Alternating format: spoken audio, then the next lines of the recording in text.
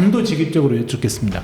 북한이 핵실험을 할 가능성은 몇 %나 되는 겁니까? 99%라고 봐야죠. 네. 왜냐하면 미사일 발사를 통해서 이미 자기들이 전하고 싶은 메시지를 보냈어요. 핵실험은 확실하게 미국한테 메시지를 보내는 방법이에요. 그게. 북미 협상이 재개될 수밖에 없는 조건을 평화적인 방법이 아니라 도발적인 변화 끝선수를 통해서 조성하겠다는 그들의 목표가 있기 때문입니다. 저쪽이 8발 쏘니까 우리도 8발 쐈단 말입니다.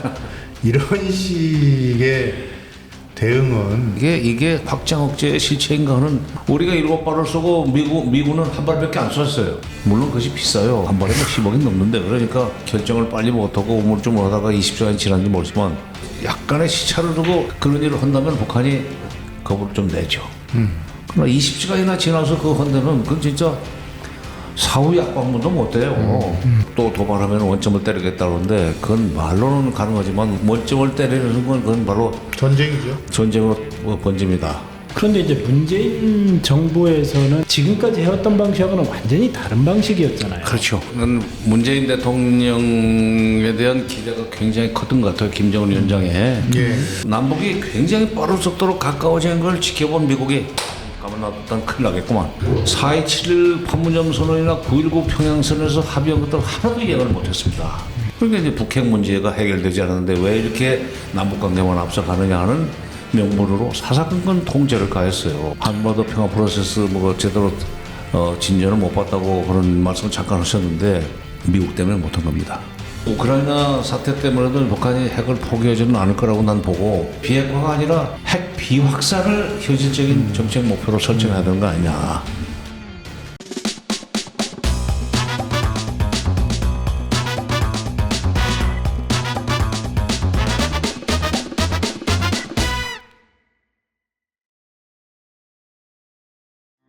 세계와 경제를 담는 새로운 지식 플랫폼 메디치 더 보라.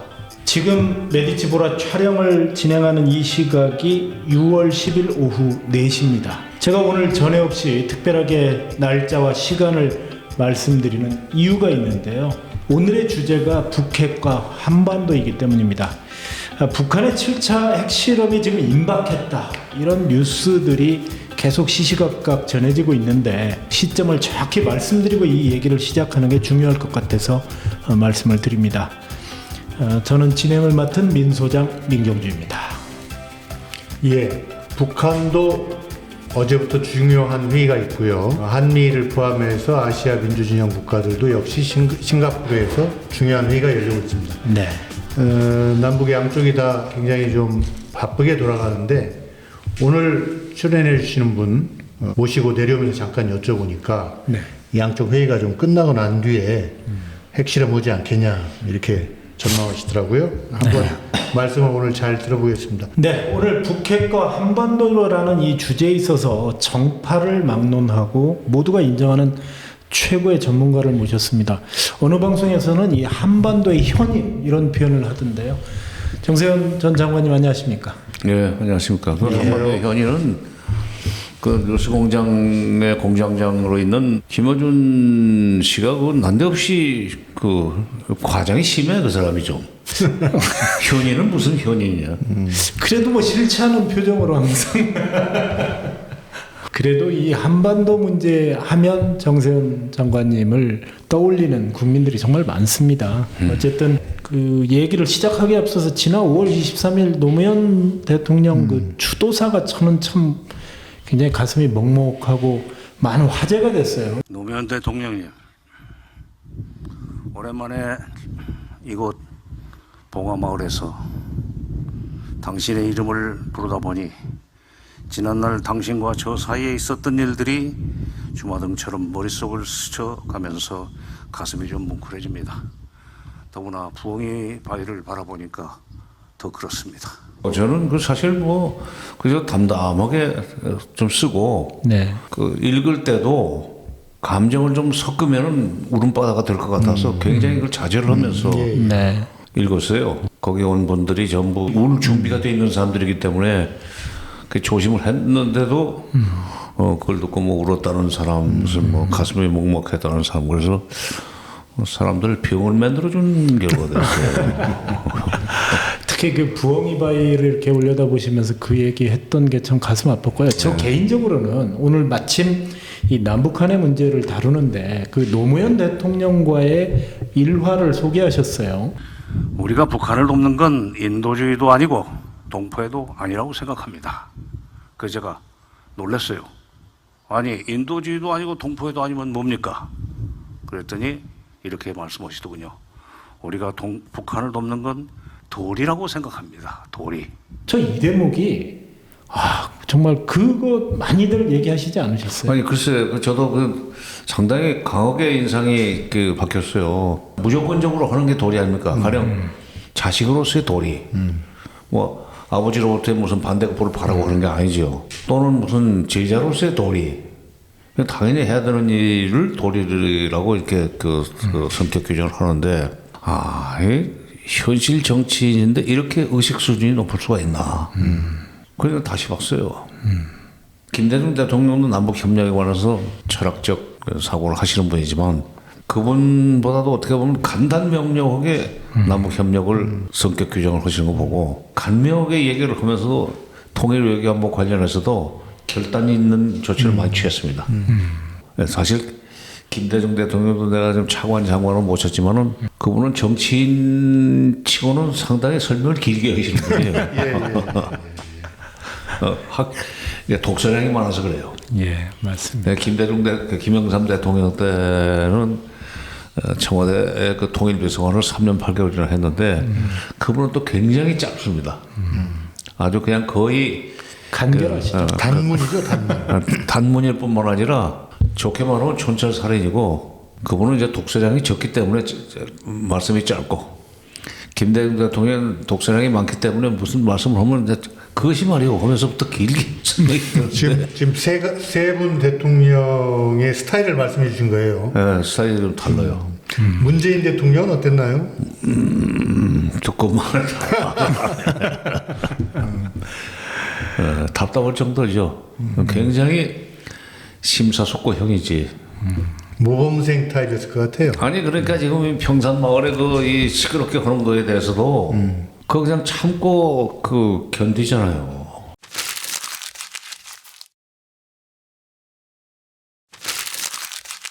이제 본격적으로 좀 얘기를 들어가 보도록 하겠습니다.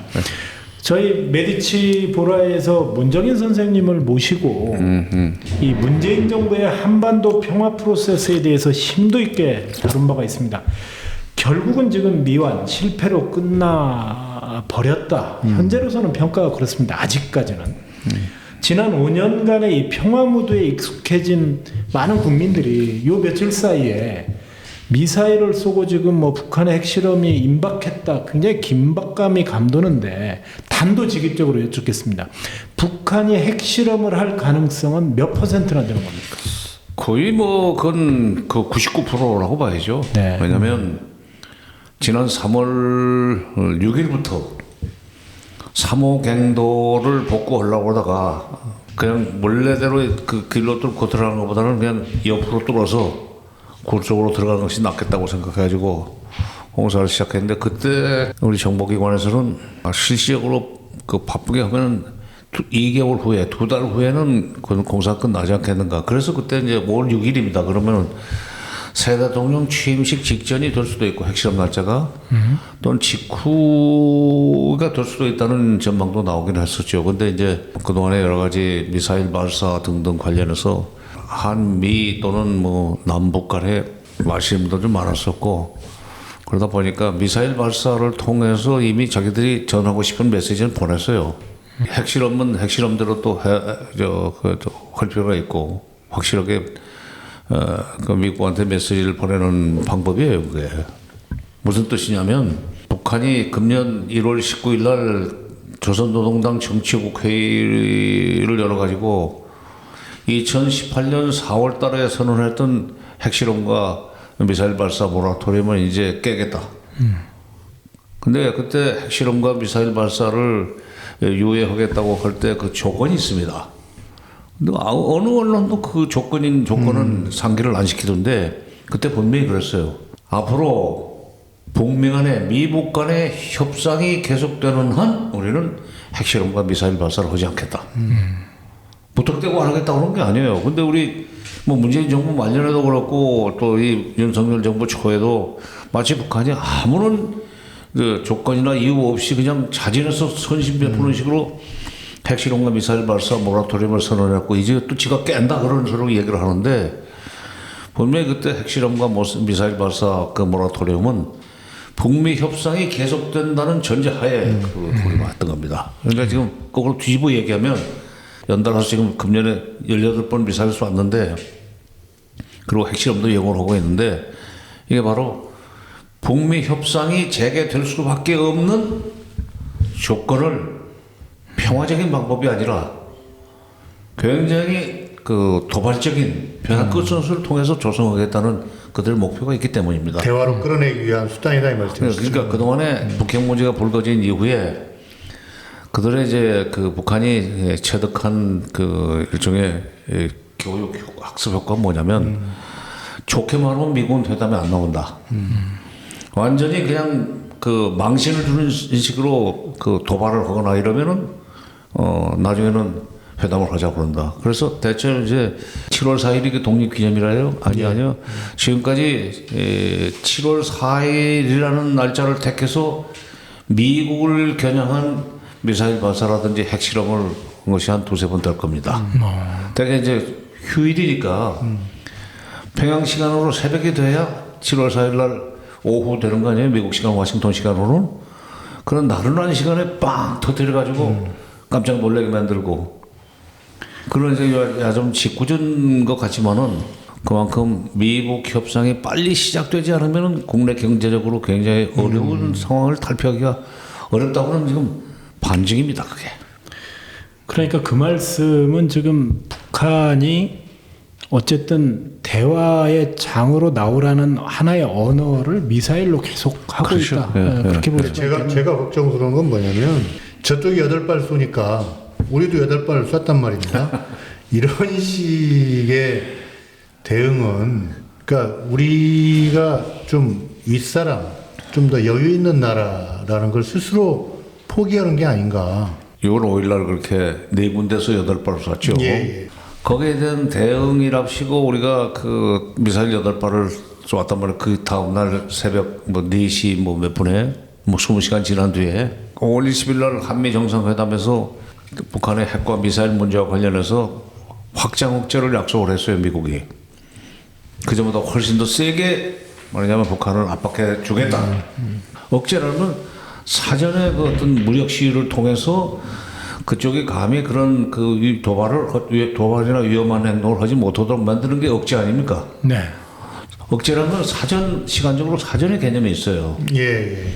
그 확장 억제를 약속한 뒤에 LSC 회의를 8시간이나 80분이나 회의를 했다는데 그 결과로 그 이튿날 새벽에 이제 에이테크스라고 지대지 미사일을 8발을 쏘기로 한 거죠.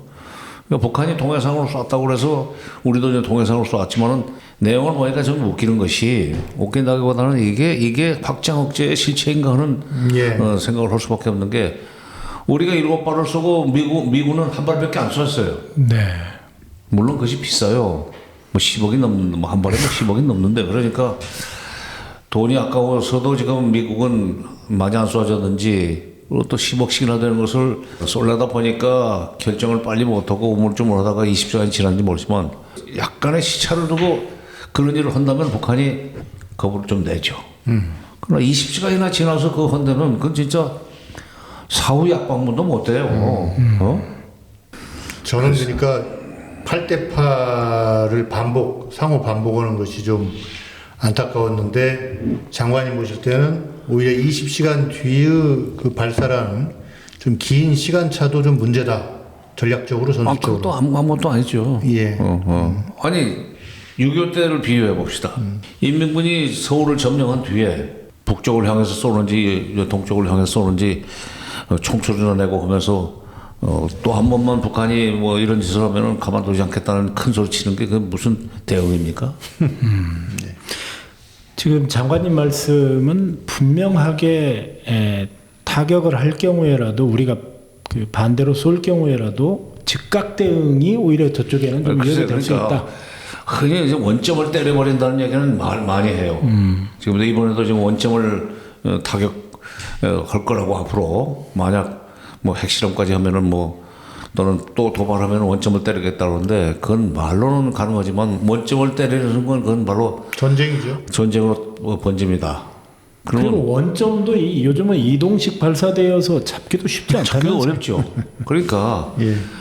일정하게 그 발사대가 있는 걸 가령 동창리 같은 데 발사할 걸로 전제하고 거기를 예의주시하면은 그게 이게 쏠 징후가 보인다 할 때 그거를 이제 킬체인으로 해가지고 뭐 때려버릴 수도 있고 또 대들면은 대량 응집 보복으로 갈 수도 있지만 이 이동식 발사대를 지금 그동안 여러 번 썼는데 그러다가 지난번에는 종류를 여러 가지로 섞었잖아요. 25일 날인가 4월 25일 ICBM 쏘고 그다음에 단거리 미사일 2개를 쏘고 3발을 쐈는데 ICBM이 날아오기 시작하면 미국은 그부터 막으려고 할 거고 자기네를 향한 거니까 그다음에 한 1600km짜리 뭐 이런 것들이 움직이면은 일본은 그거 막으려고 할 거고 400km, 600km짜리 단거리 미사일이 뜨면은 우리는 또 그걸 막으려고 할 거고 한미일 삼각동맹이 맺어진다 하더라도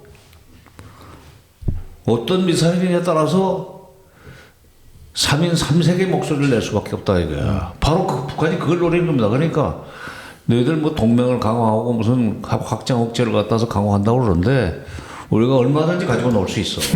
예. 그 얘기예요. 아니면은 죽는 수가 있어. 그래서 16발을 쏘는지. 예. 그럼 뭐예요 그게? 그러니까 국민들이 시원하지도 않아요. 8발 쏠때 18발을 쏴가지고 북한이 잘못하면 저렇게 2배로 보복을 해주겠다는 메시지가 들어가면은 조심을 하겠구나 생각이라도 하게 만들어줘야죠. 아무것도 아니야 지금. 이걸 좀 여쭤볼게요. 지금 어쨌든 미군의 첨단 전투기 수십 대가 괌과 주일 미군 기지에 최근 배치됐다 이런 그 기사가 있습니다. 예, 뭐 2시간이면 한반도에 올 수 있다는 거죠. 예. 그러니까 뭐 B1B 같은 거 그건 진짜 막 엄청나게 핵폭탄도 싣고 다니고 무지하게 그 무서운 비행기죠. 죽음의 백조? 네. 라는 표현을 예. 가지고 있다는데 북한이 핵실험을 한다고 해서 그걸 띄워가지고 가서 폭탄을 떨어뜨릴 건가? 그런 바로 전쟁이에요. 그 다음에 북한이 핵이 없을 때도 94년 얘기입니다. 클린턴 정부 때죠. 그리고 우리는 이제 김영삼 정부 때인데 북한이 처음에 이제 93년 NPT를 탈퇴하고 나서니까 미국이 북한이 핵을 개발하지 못하도록 하겠다는 차원에서 94년 4월에 갑자기 영변 핵단지 폭격 계획을 발표했었어요. 영변 핵단지를 완전히 폭파해서 잿더미로 만드는 데는 뭐 3일이면 충분하다. 그러나 전쟁은 석 달, 왜냐면 폭격을 당하면은 북한이 지금 개성공단 자리에다가 400문의 방사포, 장사정포를 배치해 놓고 있었는데 그게 이제 불을 뿜을 거 아닙니까? 그렇게 되면 그냥 순식간에 수도권이 불바다가 돼요. 예.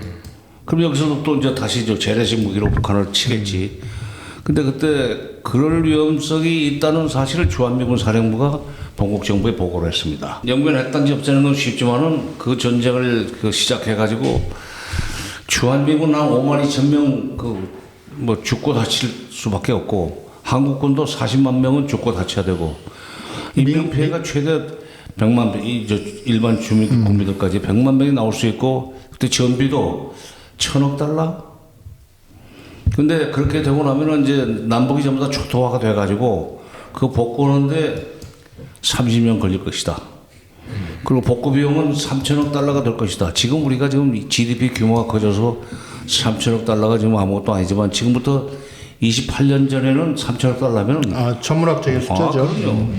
그럼요. 그런 엄청난 국가가 실질적으로 계산돼서 나오니까 이제 미국이 퇴로를 찾으려고 그랬어요.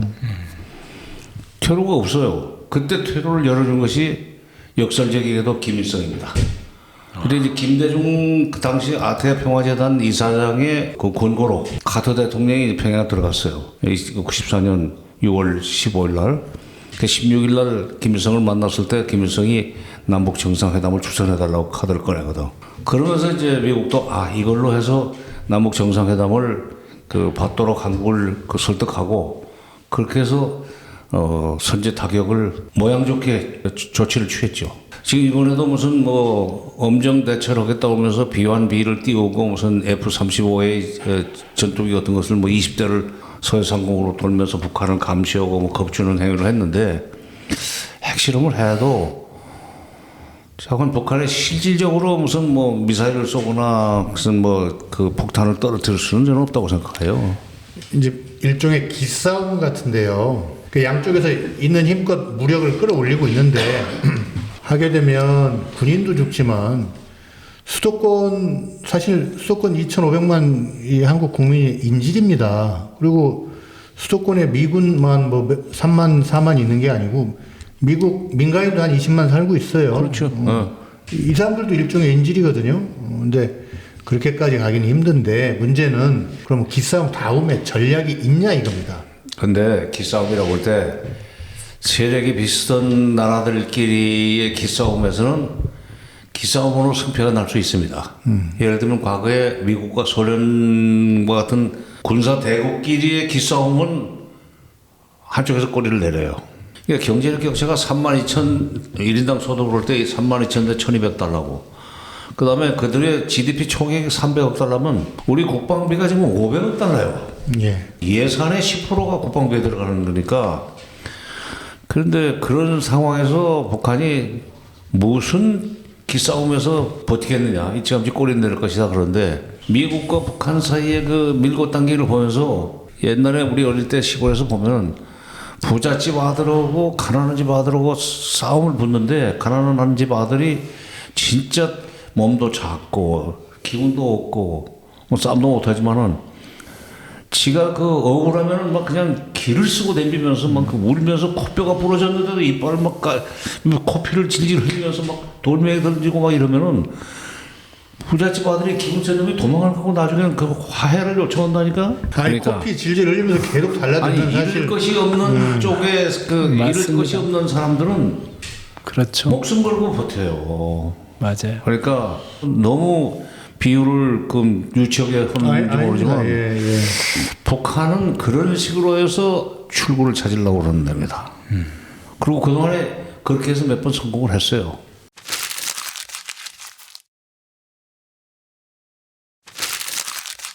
그런데 이제 문재인 정부에서는 지금 말씀하신 것처럼 북한이 지난 5년 동안에 사실 미국과의 대화에 나섰고 판문점 회동도 있었고 또 문재인 대통령에게 평양의 생방송 마이크를 열어주고 대중연설을 하도록 하는 그런 여러 가지 단계들을 지금까지 해왔던 방식하고는 완전히 다른 방식이었잖아요. 그렇죠.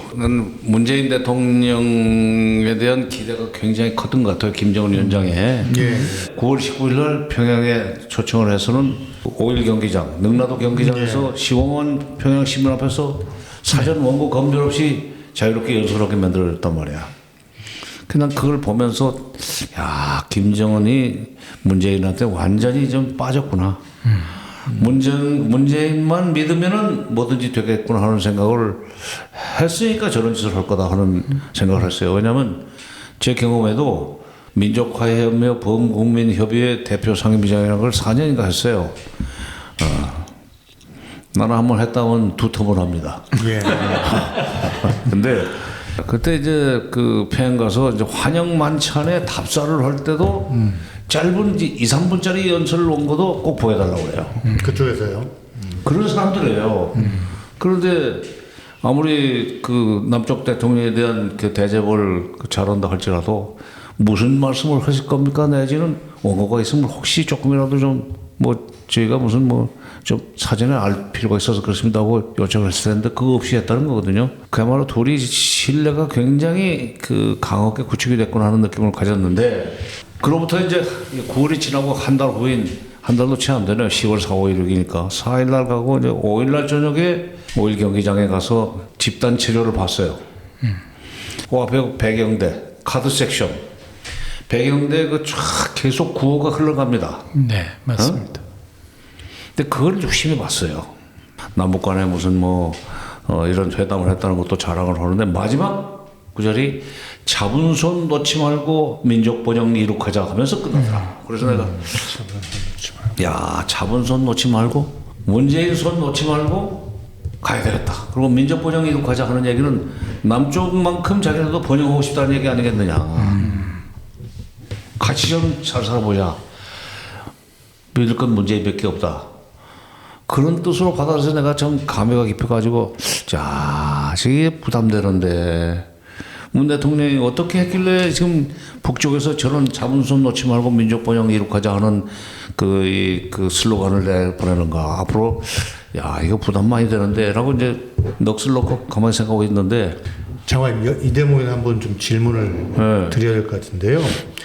결국 저도 그때 이제 TV 보고 오늘 또 말씀 들어보니까 문재인 대통령이 미국의 영향을 많이 받는 대한민국 대통령 치고는 너무 플레이를 잘한 거예요. 그래서 문재인 대통령, 남한 대통령의 실체 이상으로 북한이 믿어버렸고 이 진실남이 연기를 너무 잘한 건지 진심까지 담아가지고 연기를 하다 보니까 북한이 넘어온 건지 거기서부터 좀 뭔가 어그러졌다는. 글쎄 어그러졌는데. 예. 그러니까 문재인 대통령이 그 김정은 위원장을 감복시킬 정도로 뭘 잘하기는 잘했다고 봐요. 그렇지 않으면 백두산에 올라가가지고 이렇게 예. 직접 안내를 할 그렇게 그런 서비스는 안 옵니다. 얼마나 그러니까 잘해줬으면 그리고 얼마나 앞으로 잘해줄 거라는 믿음을 주었으면은 그렇게 하겠어요. 그런데 바로 그 남북이 굉장히 빠른 속도로 가까워지는 걸 지켜본 미국이 가만 놔뒀다는 큰일 나겠구만. 해서 만든 것이 11월 20일 1120에 발족된 한미 워킹 그룹이라는 거예요. 거기서 일일이 체크를 했어요. 대표적인 것이 2019년 1월 달에 저쪽에 독감이 유행한다고 그러니까 우리 쪽에서 타미플루라는 독감약을 보내려고 그랬었어요. 그야말로 인도주의자 입장에서. 그걸 싣고 이제 가려고 그랬어요, 트럭이. 이 판문점 지나서 그 개성 쪽으로 가는 그 길목에 이 철조망들이 쳐져 있고 통문이 있지 않습니까? 통문 관할권이 유엔사라고는 주한미군 사령부에 있거든. 못 열어준다 이거야. 당연히 해줄 줄 알았어요. 왜냐? 그랬더니 야군 가도 좋지만 트럭은 안 된다. 말도 안 되는 그 이유를 대면서 못 가게 한 거예요. 하노이에서 열렸던 북미 정상회담이 노딜로 끝나면서부터 남북관계도 타격을 받았다고 그러는데 그러기 전에 이미 2018년 11월 20일부터 작동이던 한미 워킹그룹에서 사사건건 제동이 걸렸었어요. 4.27 판문점 선언이나 9.19 평양선에서 합의한 것들 하나도 이행을 못했습니다. 그러니까 미국의 입장에서 볼 때는 그러니까 이제 북핵 문제가 해결되지 않았는데 왜 이렇게 남북관계만 앞서가느냐 하는 명분으로 사사건건 통제를 가했어요. 그러니까 아까 한반도 평화 프로세스 뭐 제대로 진전을 못 봤다고 그런 말씀을 잠깐 하셨는데 질문이 안 나와도 내가 답변하겠습니다. 미국 때문에 못한 겁니다. 한반도에 평화가 오면 문재인 대통령이 그러니까 미국의 환심을 산다고 그럴까 트럼프의 환심을 사서 그래서 남북관계를 발전시켜 나가려고 하는 그런 이제 전략을 썼다고 봐요. 그래서 초기에 정권 초에 대북 압박도 그 트럼프만큼 뭐 역설을 하고 그랬었어요. 그렇게 해서 저는 북미 정상회담까지 성사시키지 않았습니까? 북미 정상회담을 성사시키고 난 뒤에도 남북 관계가 그냥 더 빠른 속도로 나가니까 폼페이오 이하 실무자들이 놀란 겁니다. 트럼프는 다음 재선을 위해서 이거 뭐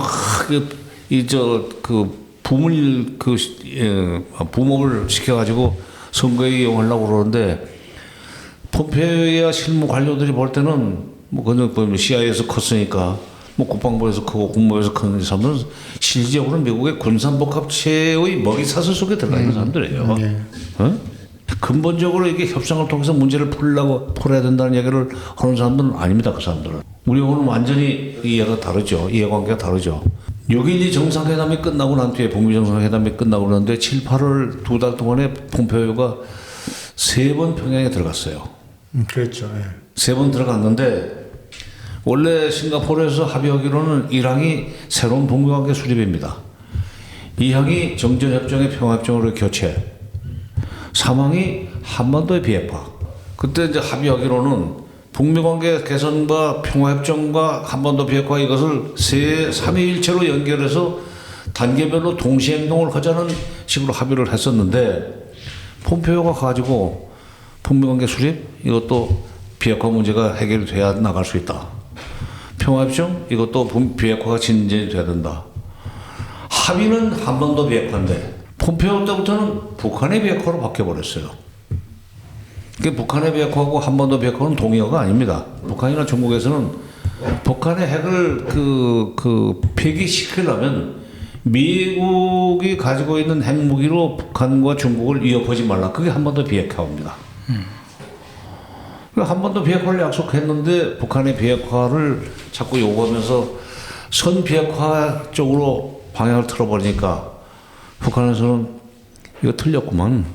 아마 그 생각을 했을 거고. 그래도 9.19 평양선언에서 군사훈장 합의서까지 만드는데 한국이 적극적으로 나오는 걸 보면서 미국이 뒤에서 이렇게 방해를 좀 할지라도 실무적으로 대통령끼리는 얘기가 됐으니까 트럼프하고 그러니까 잘하면은 남한의 힘을 빌려서 우리가 경제적으로 어려움을 면할 수 있고 북핵 문제 해결에도 진도가 나갈 수 있겠구나 하는 생각을 했던 것 같아요. 그런데 한미 워킹 그룹이 한반도 평화 프로세스라는 큰 그림을 완전히 발목 잡은 원인이고 그거는 한미 워킹 그룹에서 우리의 발목을 잡은 건 미국이니까 한반도 평화 프로세스가 진도를 나가지 못한 것은 한마디로 말하면 미국 때문이에요.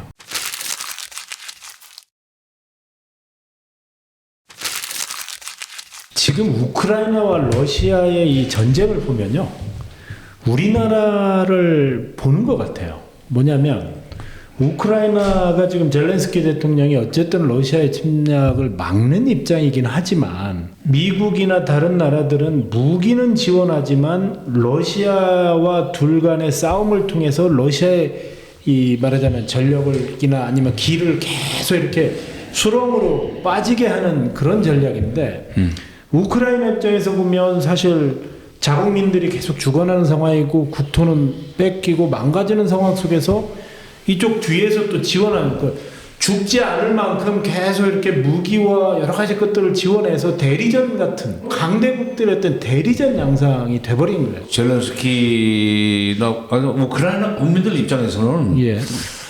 끝내고 싶을 텐데 명색이 러시아의 힘을 빼기 위해서 지금 돕는 미국이라든지 유럽의 서유럽의 나라들이 계속 돕는 조건에서 갑자기 아이고 나는 그만 싸우고 싶어 말을 못하게 돼 있다고요. 그렇죠. 예.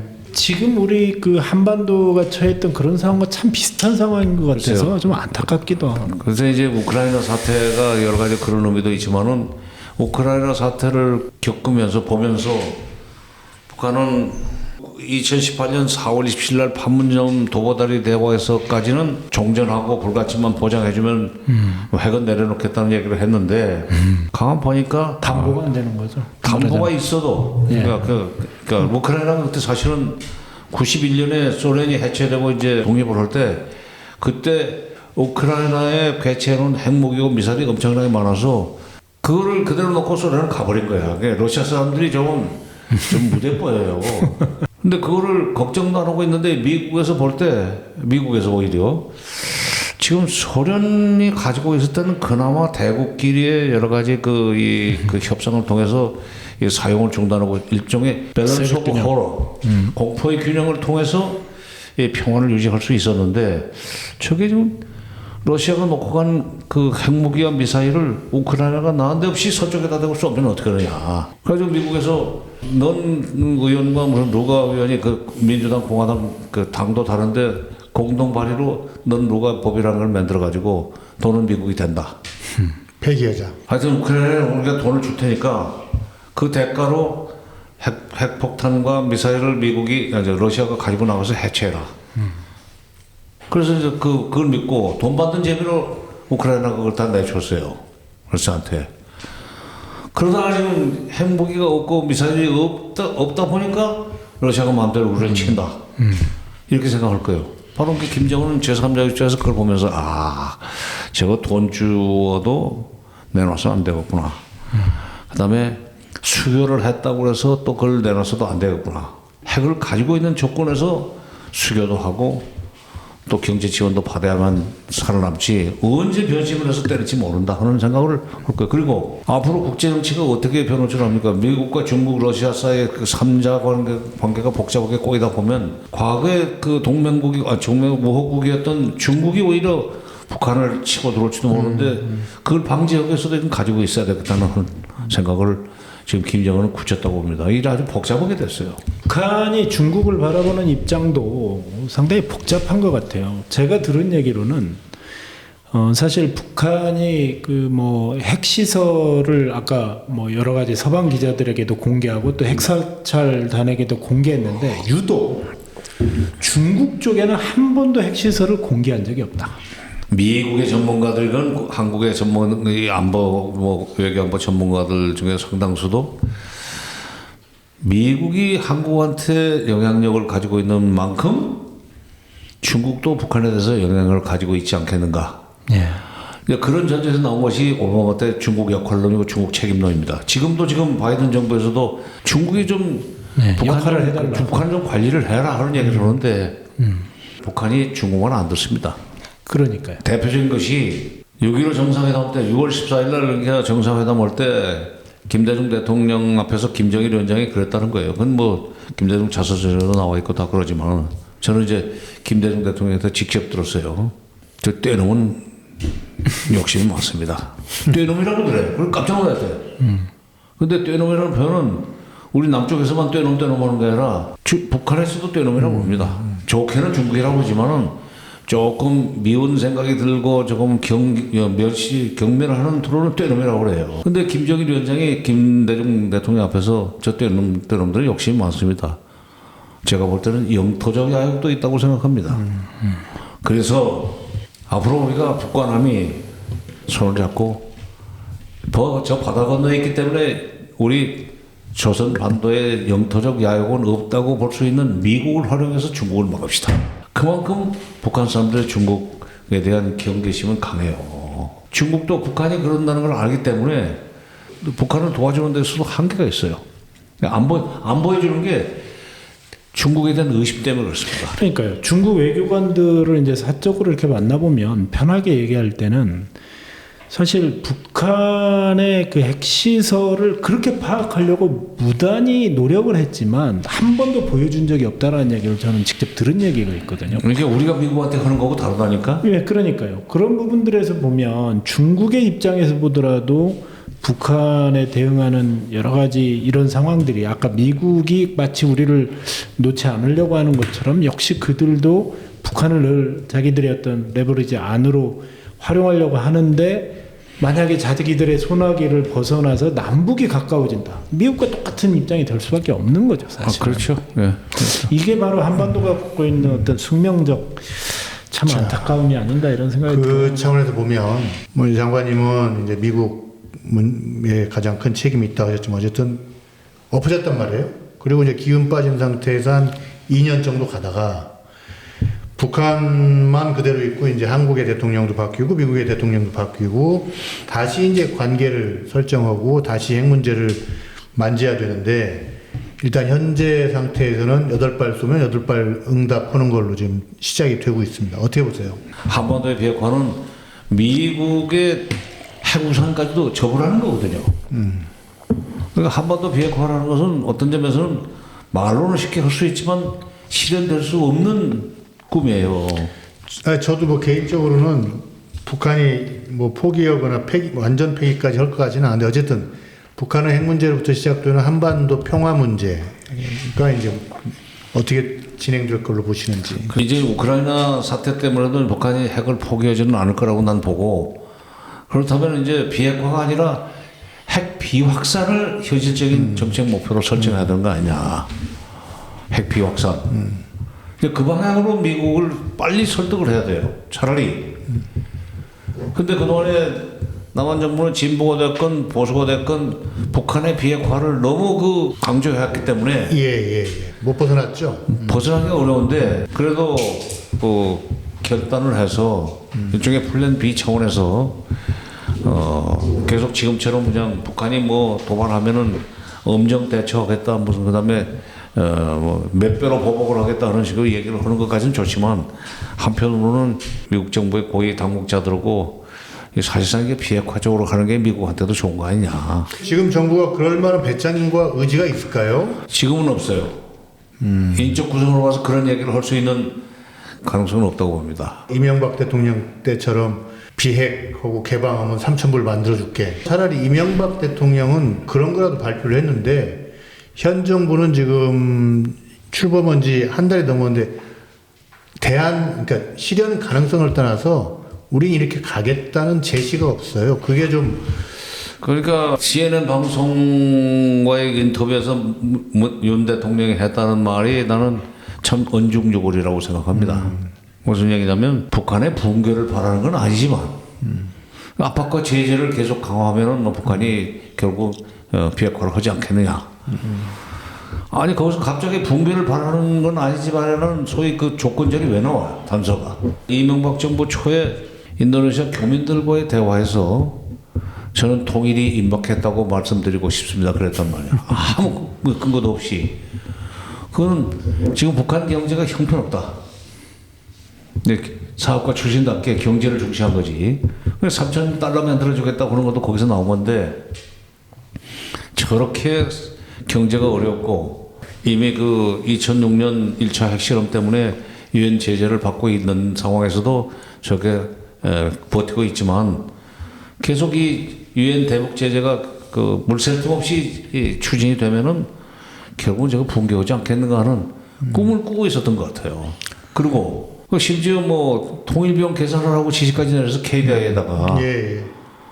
그래서 점차적으로 남북 교류협력을 그 해나가는 과정 그 결과로서 그 통일이 되면은 돈이 얼마가 들고 갑자기 붕괴하면 돈이 얼마가 들고 뭐 이런 식으로 이제 그 연구도 시키고 그 이명박 정부 때 초기에 그 북한 붕괴론적 사고에서 나온 것이 비핵화방 3천인데 그거 했던 사람들이 지금 그대로 들어가 있단 말이에요 청와대에. 그러니까 윤석열 대통령한테도 그것이 입력이 됐을 거고 그러니까 야 어차피 뭐 곧 붕괴할 텐데 무슨 복잡하게 무슨 근사한 정책 무슨 이거 제시할 필요 있어? 그냥 압박과 제재를 계속 하다 보면은 무너질 거고 그러면 그때 올라가서 그냥 접수하면 통일되는 거 아니야? 라는 생각을 하고 있는 것 같아요. 그러니까 장관님 말씀 종합하면 그런 생각을 갖고 있는 한국 정부가 또 그렇다고 해서 북한을 이렇게 옥죄를 수 있는 수단을 갖고 있는 것도 아니니까.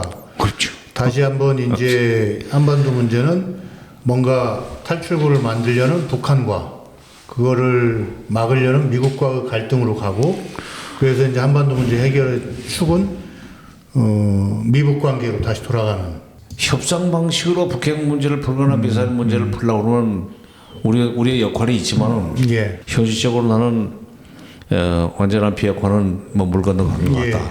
비확산을 현실적인 목표로 설정해야 되는데 그것도 어쨌건 미국과 북한이 한번 만날 수 있도록 계속 만날 수 있도록 만들어 줘야만 우리의 역할이 좀 살아날 수 있는데 지금 이렇게 응징하겠다 선제 타격하겠다 하는 얘기만 하면은 이건 악순환만 계속됩니다.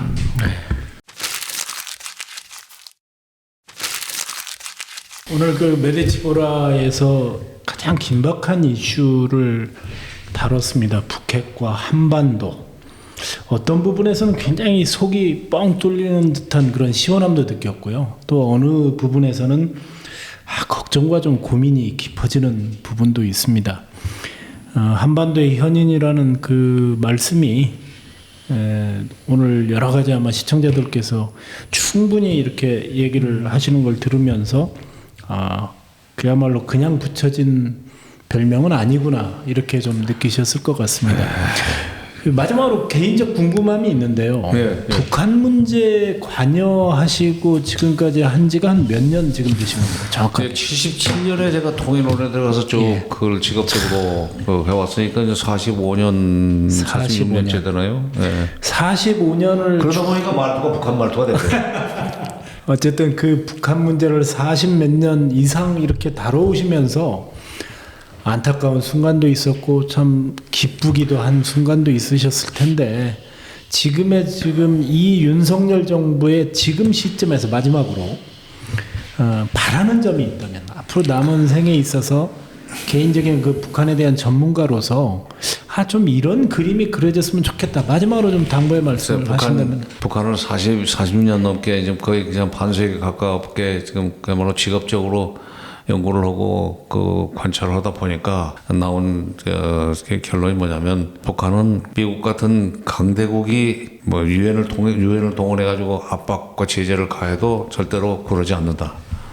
한국에 대한 전시작전 통제권도 없는 대한민국의 이 무슨 지도자들이 대통령부터 시작해서 뭐 일만 있으면 뭐 원점을 타격하겠다느니 선제 타격하겠다고 그런 얘기는 하지 말고 압박과 제재로는 문제가 해결이 안 된다는 것을 명심하고 비핵화를 실질적인 목표로 해서 협상을 준비를 해줬으면 좋겠다. 만약 미국이 그렇게만 움직인다면 조금만 그런 생각이 있다면 우리가 비공개 그 접촉을 통해서 밀사를 보내든지 뭐 특사를 보내든지 해가지고 북한을 설득해서 당신들과 빨리 만나서 문제 해결을 할 수 있도록 그래서 당신의 바이든 대통령의 업적이 돼서 만약 민주당이 집권하는데 도움이 될 수 있다 하는 식으로 좀 접근할 필요가 있다고 생각합니다. 남북한 간의 화해와 협력은 뭐 진보냐 보수냐의 문제를 떠나서 우리 민족 모두가 갖고 있는 과제이고 염원 아니겠습니까? 어찌됐건 진보가 됐건 보수가 됐건 북한이 남한을 상대로 해서 분탕질을 치지 않도록 만들어서 국민들이 편하게 살면 되는 거 아닙니까? 그런 측면에서는 보수가 또 더 잘할 수도 있는 글쎄 그러니까 설득을 꽁 잡는 게 매라는 속담이 있지만 네. 꽁을 잡는데 매가 보수일 거 뭐 필요 뭐 있고 진보일 필요 뭐 있어. 꽁만 잡으면 되는 거 아니에요. 네. 45년 된 이 북한 전문가 바로 정세현 장관님께서 정말 뭐 진보 보수를 떠나서 할 수 있는 충정 어린 그런 말씀이 아니었나 이런 생각이 들고요. 오늘 정세현 장관님 감사합니다. 예, 감사합니다. 감사합니다. 네.